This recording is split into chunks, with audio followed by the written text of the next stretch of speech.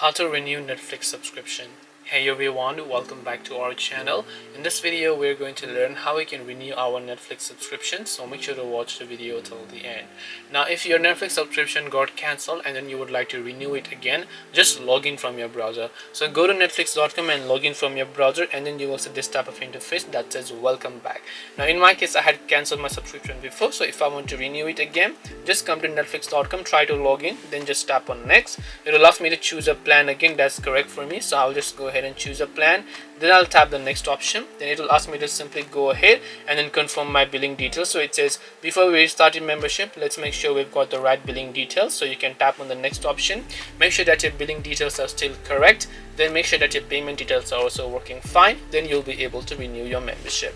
That's all it takes to go ahead and then basically solve and then renew Netflix membership. Hope this video was helpful. If you have got any questions, feel free to leave them down below. Thank you for watching till the end, and see you soon in the next video.